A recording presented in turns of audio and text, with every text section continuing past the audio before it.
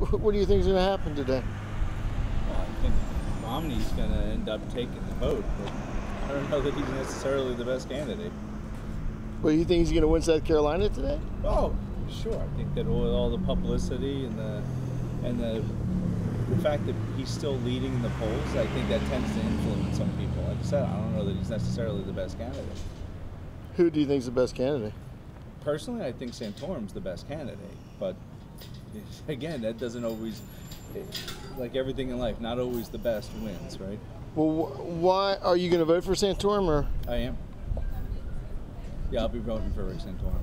So, what's the reason you're voting for Santorum? Can you tell me? Well, I think that we need a conservative. I think that we need somebody who's reasonably young. I think we see somebody who doesn't have quite the baggage that Romney and Gingrich have. So I think that he's the best candidate. I think he has the best platform on which to run. It may not be the sexiest guy in the world, but I think he's the right guy. He's not a wackadoodle like Ron Paul either. Did you vote? How come? Because I'm a Democrat and Obama gonna win. Come to vote for somebody or against somebody? Vote for somebody. Who you gonna vote for? Someone else? Gingrich. Why? Why? I just think he's the best candidate. And what do you think he did in the debates? How was that for you? I mean, I watched a little bit of him. I thought he did pretty good. He answered some straightforward questions. I think he handled his situation pretty good on those. But were you decided before the debates, or? Pretty much. I just wanted to get an overview of how they all do in the debates and go from there. So. Mm-hmm. And do you think he has a good chance to beat Obama, or? I mean, he's got a better chance than most. Uh-huh. I mean, I think all of them got a pretty good chance, but we'll see. We'll see. I feel like there is a lot to choose from, and there's a lot of different beliefs, and people stand for a lot of different things, so you really had to study who was standing for what and think really hard about who you wanted to vote for. And how did you think the process went in South Carolina? Did you think it was nasty? Do you think it was? It was pretty nasty.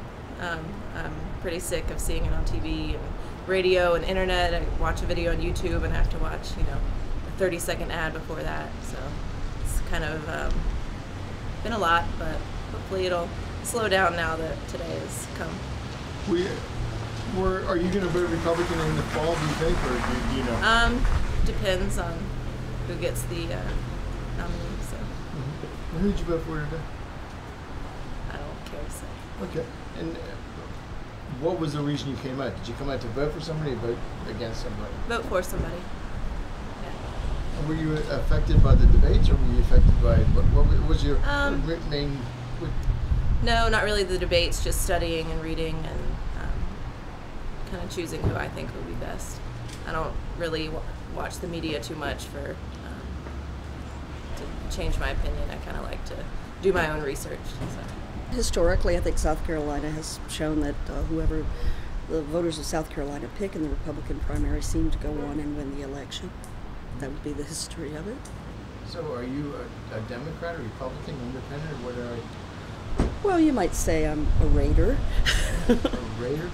The Raiders, Since it's an open primary, everyone's allowed to vote and to express their opinion about these system of running this election.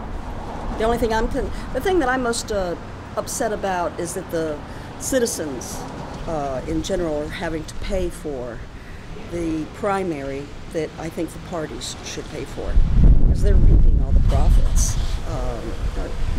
I think the Democratic Party, the Independent Party, the Green Party, the Republican Party ought to foot the cost for their own primaries and not make the citizens of South Carolina pay for it, especially in this down economic turn that we have. It would seem that there's some people out there that feel that one of the main issues about this whole election process is the Citizens United case.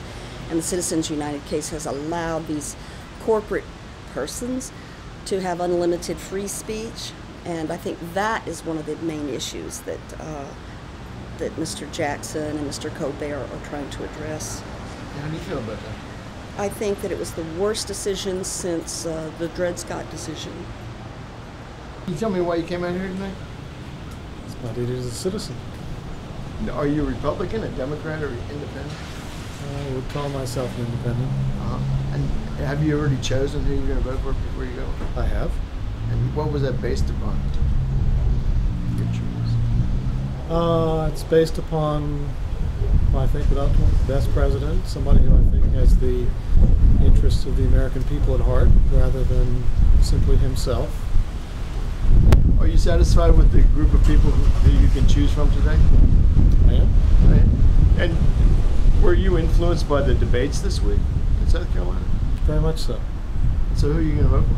Newt Gingrich. And why do you think he's the best person?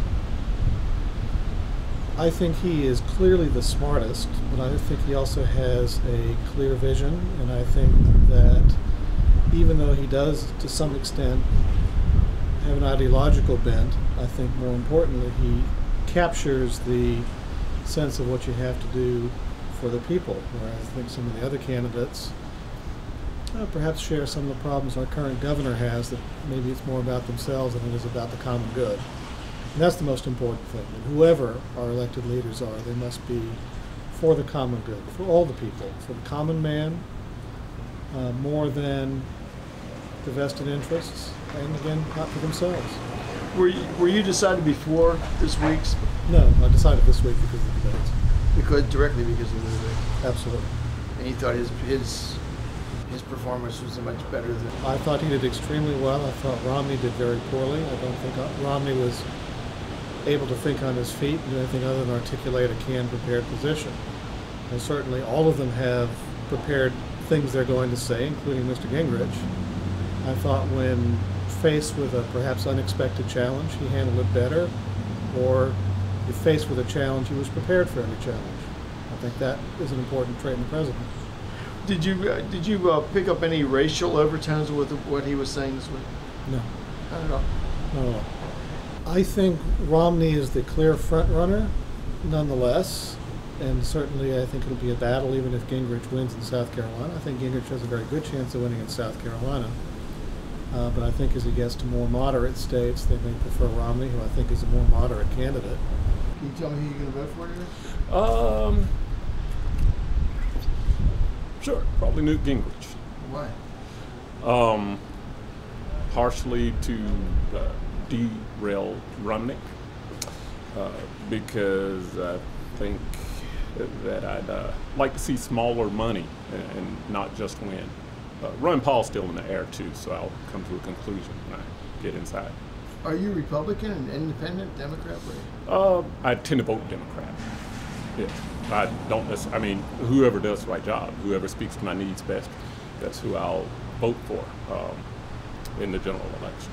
Well, are you voting? You're not voting for Gingrich. You're voting against Romney. Is that? That's pretty much what it boils down to. How did you decide to do that? It could have been any one of the guys, I guess, that are running, but I think I arrived at it because right now it seems that Gingrich stands the best chance to derail Romney, or to vote against Romney. It seems that Gingrich stands the best chance. And this is your vote is against big money or against Romney himself, or what? It's a little of both, actually. Against big money, which sounds like I should probably go, vote for Paul.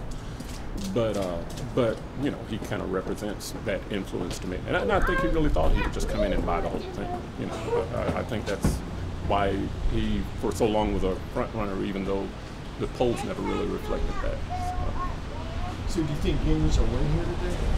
Oh yeah, I think so. I think the momentum's on his side. Yeah, absolutely. And did you watch the debates this week? Oh, I watch everyone. I'm a junkie. Oh yeah. Oh yeah. So how did you think Gingrich did in the debates? Well, I mean, not necessarily my style. I prefer substance over style, and he has that bombastic style that I'm sure appeals to the base, which I'm not. But I mean, I don't think he had a whole lot of competition on the stage, so it was easy for him to stand out. What did you think about the racial overtones of what he was saying? I think they're despicable. I think that the racial overtones of Rick Santorum, I think it's despicable. I think that the past where Ron Paul has had issues with race that have come back upon him is despicable, and I think it unfortunately represents where this party might be right now, which is despicable. And yeah, they are overtones and not undertones. They aren't dog whistles; they're sirens. And that appeals to people here. I don't think in general, and I have too many friends who are conservatives who wouldn't be my friends if I felt that represented the way they felt. I think it's a lot more complicated than that. I'm sure to the national media that's what they think, but you know, it's complex. The people are complex. The world is complex. And the South is complex. So, but I'm sure it appeals to some segment of the base. You know.